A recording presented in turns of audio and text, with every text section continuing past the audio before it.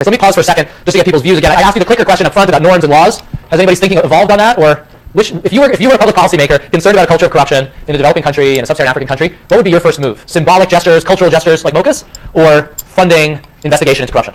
Or both, or neither? What's a kind of reasonable path forward? Yeah.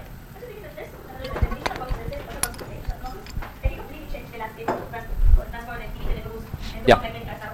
Yeah.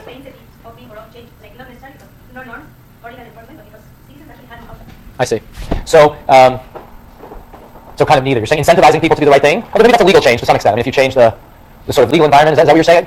Maybe say more about the transportation thing. I know that he put in place a lot of transportation investments. How would that change the incentives people face to be corrupt?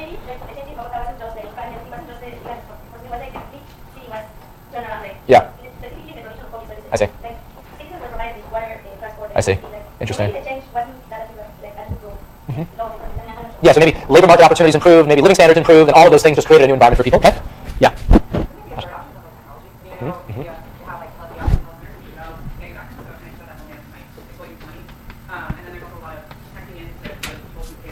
Mm-hmm.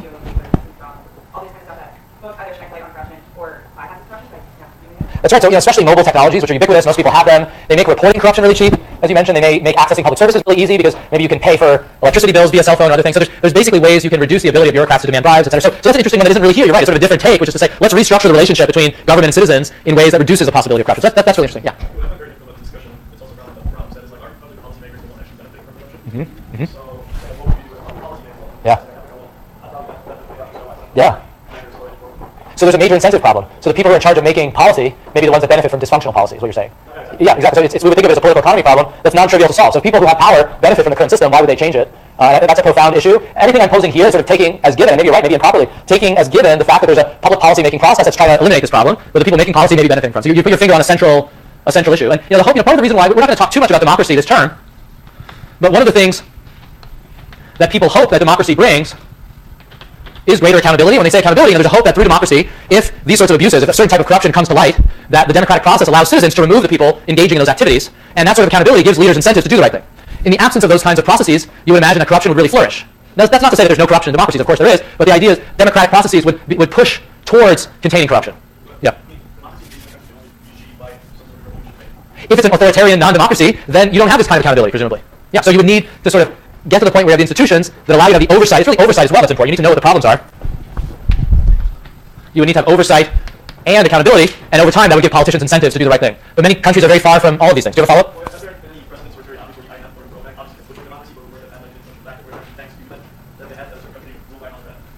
Starting on Thursday, we'll talk about the role of foreign aid in policy reform and democratization, and we'll come to a couple of cases that are going to speak to that question. I won't anticipate it, but we're going to speak soon about the sort of leverage and conditionality for the positive or negative effects that's had on various African countries. We'll come to that on Thursday. So let me hold my fire a little bit. There was another hand up on this side. Yeah, go ahead.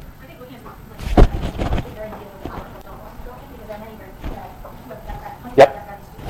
Mm-hmm. Mm-hmm. Mm-hmm. Yep. Mm-hmm. Yeah, and then maybe democracy isn't enough in some cases, right? In fighting those norms. Sure. Yeah, no, it's a good point. You can think of India as a famous case of that. Okay. So I want to get to a couple of the other research questions I started out with. Those three research questions, including that last one, is misgovernance or corruption a major contributor to underdevelopment in Africa? I'm going to talk about the case of Sierra Leone as a possible illustration of the role of corruption. But before getting there, I want to speak about some evidence on theft of funds and program leakage. In other words, measures of how much corruption there is. And I'm going to just briefly, a couple slides, talk about the main findings of the Reinecker and Sensen paper that you guys are going to focus on one section. But I just want to mention the basic results as it speaks to this issue. So one way to measure corruption, if we could do it, would simply be to gauge what share of public funds are misused, if we can measure that. That's just a very blunt form of corruption, which is, money is transferred to a certain ministry or a certain agency, and it literally disappears. Now, doing this is challenging, but it turns out Reinecker and Sensen figured out a way to do this, which is the World Bank had actually funded a bunch of surveys in a number of less developed countries, including many in Africa, called PET surveys, public expenditure tracking surveys.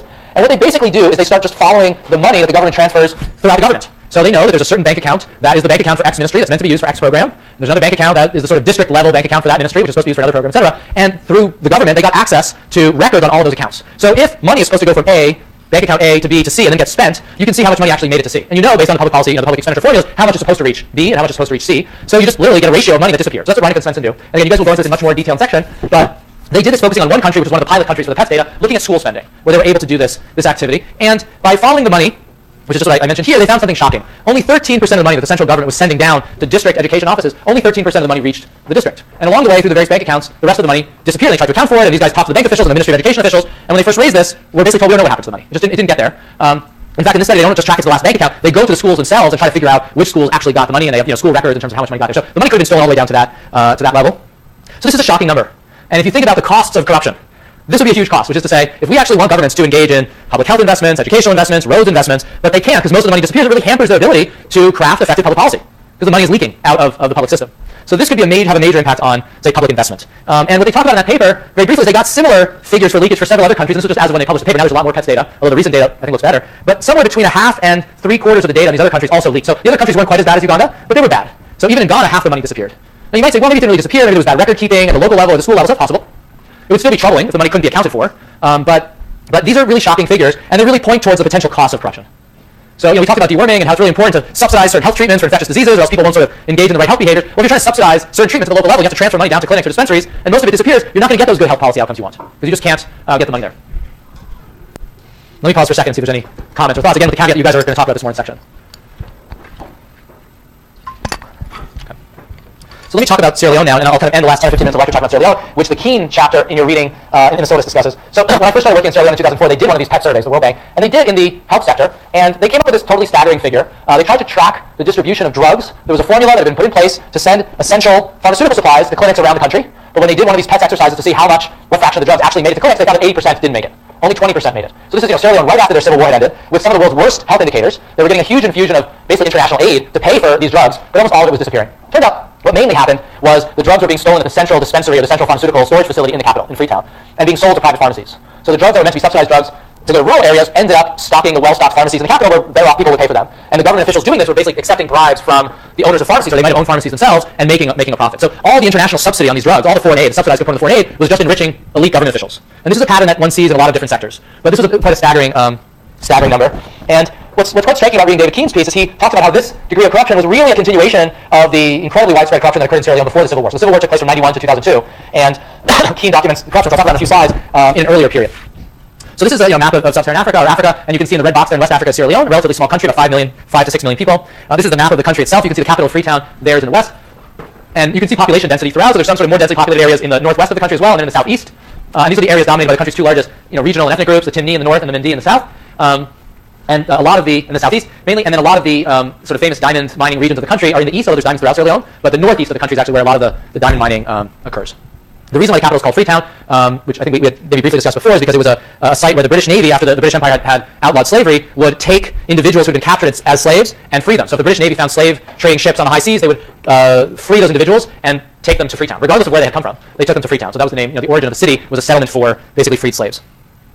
Okay, so I just want to give a little bit of a timeline of post-independence politics, and I'm doing so partially to have a better sense of Sierra Leone for this case of corruption, and also because we're going to talk about Sierra Leone in another paper coming up, but also partially because the arc of political development in Sierra Leone actually mirrors a number of other African countries, and so it is illustrative of broader trends in the countries we're studying this term. So Sierra Leone becomes independent in 1961, and actually the first prime minister, Milton Marga, was was part of the SLPP, Sierra Leone People's Party. The SLPP then, and even today, is sort of seen as a party that reflects the interests of the rural elite. A lot of chiefs are very prominent officials in the SLPP. The SLPP is also seen as broadly the southern party, the ethnic Mindi party, so there's sort of a regional element of the party, but there's also this pro-rural or pro-chief feeling to the party that lingers even to this day. And the opposition party, initially the APC, the All People's Congress, is associated with the northern region of the country, the Timni, Limba regions of the country, but also gets a lot of support in urban areas. They do very well in the capital, in Freetown. So they're sort of the party of the rising urban working class, as well as having a northern dimension. So the parties aren't so clean cut on ethnic lines. There is an ethnic dimension to them for sure, because there's also a little bit of a rural-urban, there's a rural-urban divide as well. The SLPP was not particularly successful in terms of economic policy formation in the 60s. The opposition won an election in 1967, but shortly afterwards there was a coup by ethnic Mindi officers, and also supported by a lot of leading SLPP officials to try to overthrow Shaka Stevens. So Sierra Leone's democracy was very fragile. So in the first election that the opposition won, there was an attempted coup. It was put down. Shaka Stevens, who ended up ruling for almost 20 years, ended up suppressing the SLPP and eventually abolishing the party. So Sierra Leone became a one-party state. And that is actually a common trend in sub-Saharan Africa, that there was a brief period of competitive elections shortly after independence, followed by coups, civil wars, political instability for really a couple decades. So in this sense, Sierra Leone is not even that different in some ways than the arc of political development in Kenya, where again there was some political competition in the 60s, but then Kenya became a de facto one-party state for a couple decades, really in the 70s and the 80s. Stevens also was very aggressive in promoting the interests of Northerners in terms of installing them in positions of power, and really pursued what could only be called disastrous economic policy. So there was a very profitable railroad, that the British had actually built during the colonial period that brought agricultural produce from agricultural production from the southeast of the country to Freetown. Freetown is a great natural port. It's one of the best natural ports in West Africa. The railroad went to Freetown, which facilitated agricultural export. Shaka Stevens did not maintain the railroad. He did not put any investment in the railroad, probably deliberately, because cutting off the southern part of the country, making it costly for them to export their commodities, weakened the Mindi economically. Even if it weakened the country economically, it strengthened Shaka Stevens' hand relative to his political opponents. So this is an example of absolutely disastrous economic policy that made political sense. It kind of gets back to the comment before. If I'm in power, this is a general issue in the political economy of development, not just in sub-Saharan Africa, or political economy in general. Those in power may take actions to benefit themselves that harm the rest of society. And this is a just sad but really powerful example of that. Letting critical infrastructure fall into disrepair to weaken your political opponents, to immiserate them relative to yourself. Beyond these economic policies, actually carried out a lot of political intimidation and imprisoned opposition leaders, crushed protests, attacked journalists. So there's a lot of political repression. In this mix, in this growing mix of really a lack of democratic accountability, corruption was central. So Sierra Leone was seen as one of the most corrupt countries on earth. There was a culture of greed all the way from the village level all the way up to the top. And some of it was facilitated by the fact that there was such ready raw materials that made it easy to be corrupt. So, Sierra Leone is very wealthy in diamonds, and in theory, there's always been a diamond regime in place legally on paper under which the central government would benefit from diamond production. So there's diamond production, it's supposed to get taxed, it's supposed to be declared, the government is actually supposed to take a cut and use those funds to promote development. So on paper, it doesn't look much different than Norway. But in reality, that's not how it worked. A tiny share of diamonds mined ever made it into the legal, formal system. At the very local level, local chiefly officials at the village level demanded a cut. At the next level of government, people demanded a cut, etc., to the point which made it basically impossible to go through the formal system. At the same time that diamond policy or mineral policy was so distorted, agricultural policy was distorted. And this is something we're going to get back to on Thursday. Agricultural marketing boards in Sierra Leone began paying extremely low prices for agricultural products. They again made it basically impossible for farmers to stay in the formal system. You had every incentive to sell outside the formal government system. You had every incentive to smuggle your product out of the country where you would get something closer to the world market price rather than sell it to an agricultural marketing board basically for nothing. So even though the country has very lucrative cash crops or potentially lucrative cash crops, very little of it was actually being, very little of it was being produced. And this, I just want to end on this one point, which, before we talked about how 87% of funds were leaked, only 13% made it there. That relied on there being some funds to transfer. The problem in Sierra Leone was almost more fundamental towards the end of the Shaka Stevens period, because the government had given up even collecting revenue. They weren't collecting revenue from the mining sector, they weren't collecting revenue from the agricultural sector. Their policies sort of made it impossible or disincentivized people from declaring anything to the government. So the amount of revenue collected in the mid-80s, relative to the mid-70s, had fallen by over 80%. So mass corruption basically led to a collapse of public finance in Sierra Leone. So we're going to start here on Thursday and then get into foreign aid and how it interacts with these issues.